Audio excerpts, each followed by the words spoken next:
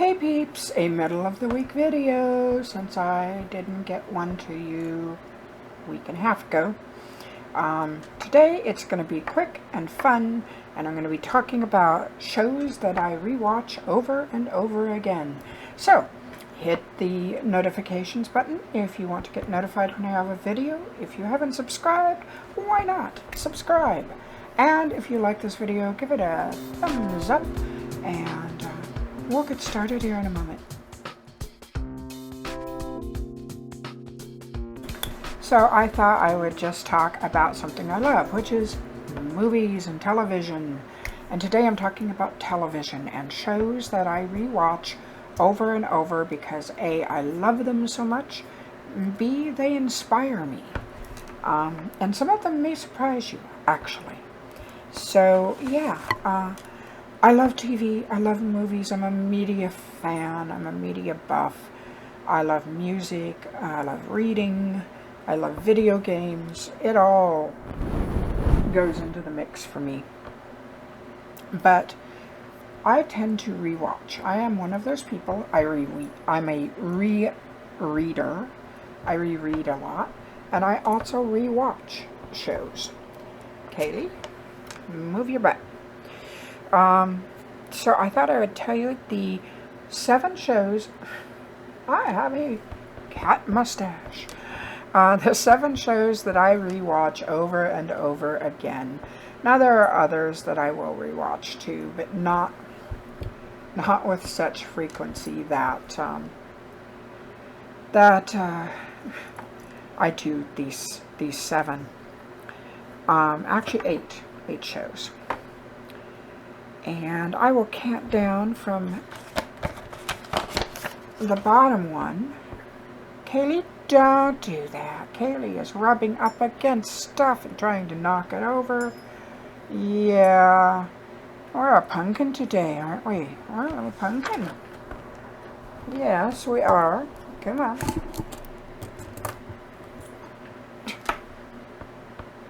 Hey, watch my channel, you get my cats. What can I say? So, yes, from the top to the bottom to the top. Top being the one that I rewatch the most. And I'll tell you why I rewatch some of them. Because you might be interested. Especially if you haven't seen some of these shows. Though I'm pretty sure most of you have seen at least a few of them. No, don't do that. Just moving my monitor now. Pain in the ass. What a cute one. Okay. On my list at number 8, come on, stop this, is Dark Shadows. I have the entire series of Dark Shadows. I won't say I rewatch it over and over because I'm still in the middle because there are over 1,200 episodes. And I am at about episode 770 something. I love this show. I love the old campiness. But also, actually, it was kind of spooky at times. There was a real mood set to that, and the actors took their parts seriously, and that's what made it so great, because they didn't act like they were doing a joke show. They didn't act like it was campy, and some of the storylines were kind of creepy, and the mood was actually pretty good. And I mean, Jonathan Friedman will always be Barnabas Collins to me. So I'm in the middle of watching the series, and I can set it up and watch a few episodes at a time, 4 or 5, even more. I used to watch while I was writing, but I don't tend to do that so much anymore. And would you not do this? Please, please, please be a good girl. Well, you are a good girl. So Dark Shadows would be number 8. Number 7 would be, I would say number 7 would be Buffy. Now, I love Buffy. I love Buffy the Vampire Slayer. The movie wasn't so great. I love the show. It was campy. It was fun. I'm a Spike. I'm Team Spike. and and Team Caly, apparently. I loved Willow, but I loved Dark Willow, and I loved. Okay, we'll see how this works. She's on the printer now. So I loved Dark Willow. I loved the episode where Willow and Xander were vampires and came over from a parallel universe. That was one of my favorite episodes. Also the Beer Bad episode. I loved that. I loved so much about the show. Although I'm going to tell you, season 5, the last season before it moved channels, that's the last season I own. I did not care for season 6 or 7 that much. I watched them, but I didn't buy them. I owned the first 5 seasons, and I kind of let it stay where Buffy died the first time. And if that's a spoiler to you, where have you been? Buffy's been over for years. But yeah, where she died the first time, well, kind of second time I guess it was, at the end of season 5, it felt like it was a natural ending for me. So Buffy would be my number 7 choice. And number 6, I'd have to say would be Desperate Housewives. I'm rewatching it currently. The entire 8 seasons. I love that show. It is so freaky and twisted and funny, and so much dark humor, and done so well and written so well that I absolutely love the show. It's the residents, of Wisteria Lane. I was telling Sam the other night that Wisteria Lane rivals Cabot Cove in Murder, She Wrote for being one of the most dangerous places to live. Another one I rewatch a lot is Upstairs, Downstairs. Period piece, sort of in the Downton Abbey vein, and I love that show. I've watched the series, I don't know how many times, the old series, not the remake that they made later on, like that took up some years later, but the original one. I'm not an Anglophile, but there are certain parts of that whole culture that I really find fascinating. So, Upstairs, Downstairs, Mr. Hudson and Rose, and yeah, it's like, I get into that and I get swept up. It's a soap opera. It's a period soap opera. And then we have Downton Abbey, which is another one that I rewatch over and over. And I like it better than Upstairs, Downstairs to some degree, mainly because it felt more sweeping in the scope. It was a grander sort of scale of this whole servant and, masters and servants and how they intermingled. And I do like that you really see in those shows the servants did not have easy lives, and how obtuse sometimes their employers were to that, and how they just didn't see that it was really hard work. I've watched several shows I've seen on YouTube that sort of explored the reality of the relationship between the upper class and the lower class when they were working in the same household. And it's fascinating. I wouldn't necessarily ever want to change places and live there, but I find it just an interesting dynamic. So Upstairs, Downstairs, Downton Abbey. They kind of vie back and forth depending on which one I want to watch at that time.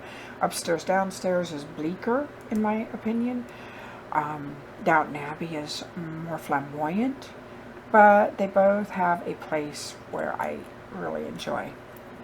Another one of my shows that I rewatch over and over is Lost Girl. That's one of my favorite shows. I love Lost Girl. I'm a Kenzie fan. Kenzie and Hale. What can I say? They were my favorite couple. And interestingly enough, Dyson is one of the only shifters that I've found attractive. I'm not really into werewolves that much, even though I do write about wolf shifters. I don't tend to like the traditional view of the werewolf, but Dyson, yeah, he was hot. And Hale was absolutely gorgeous, and my heart broke, my heart broke over that. And she's back. Loved Beau.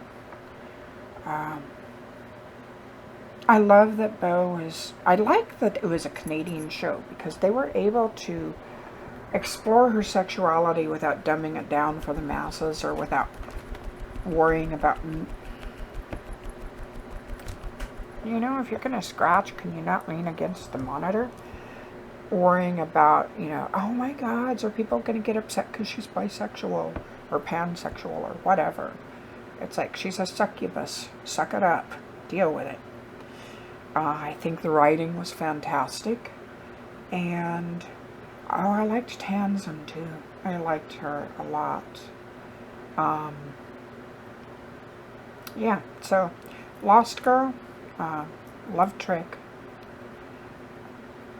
Let me see, and Sex and the City. I have watched that series so many times. When people go, are you a Samantha? Are you a Carrie? It's like, well, I didn't like Carrie that much. I thought she was extremely narcissistic, in a sense.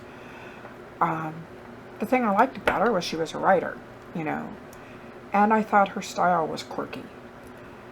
But she wasn't my favorite character. Oddly enough, Charlotte was kind of one of my favorite characters, although she was way too naive for me and way too prissy. But it gave her charm, and she had a sort of a repressed little quirky side to her. Samantha, I loved Samantha, although I thought at times, sometimes the writing made her seem selfish for putting her needs first, and that I didn't like. Yeah, granted, she had a very healthy sexual appetite and was very focused on her sexuality, but that's not a bad thing, and she was a very successful woman. And I sometimes didn't like how shallow they made her seem. Miranda, successful woman, very, very neurotic.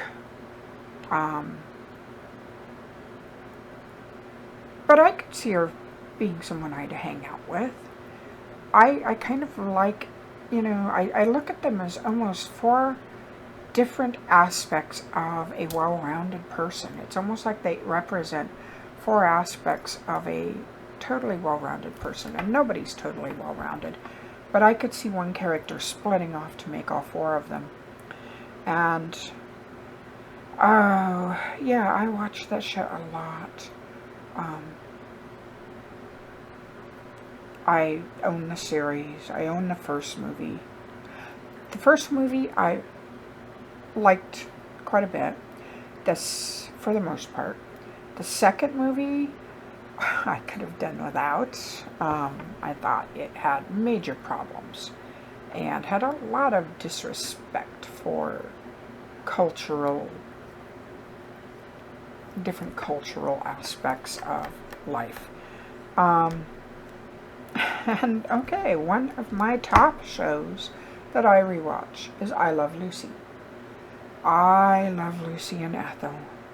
Now, there are some episodes I can't bring myself to watch because the time period it was made in, it was okay to make jokes about wife beating, and there was a lot of racial issues in those shows. But the writing otherwise was on point. Lucille Ball was a master comedian. And I really enjoyed that just sort of madcap feel. And yet, there's something about it that just, when I need a break and I need to breathe, I just pull up one of those episodes and watch it. So those are some of my favorite shows that I watch and rewatch. I watch Top Chef episodes over and over again. I own every season of it. I also watch Frasier. Love Frasier. Love the writing. I wouldn't... If I were to date anyone in that show, would be Roz. She would do the trick for me. Frasier? No. Niles? No. The father? No. But I like the characters. I like the writing. Even when I'm sitting there going, oh my God, you're an idiot. I like the writing and I like the acting too. They did a really good job. MASH, I watch not over and over, but I watch quite a bit. I'll go back and rewatch. And Friends. I'm a Monica. I mean, let's face it. Sam and I've talked long and hard, and I'm Monica, and he's to some degree Chandler, without the commitment issues. We're just kind of a goofy, weird couple, you know? It works for us. But yeah, those are some of my favorite shows, and I get inspired by them, and they give me a moment to breathe, a moment to recharge. So, you know, just talking movies and TV today. And so there are some of my favorite television shows. What are some of yours that you rewatch? What makes you happy? What do you find makes you laugh or breathe easy or gives you an escape from problems? No, don't walk on the keyboard. You don't need to walk on the keyboard. Tell me in the comments.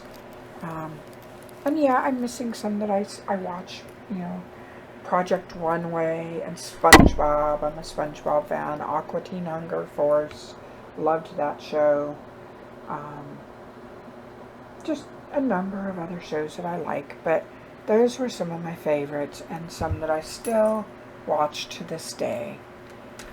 Tell me yours in the comments, and I will see you on Saturday again, probably. Oh no, don't do that. Caly and I signing out. Bye-bye.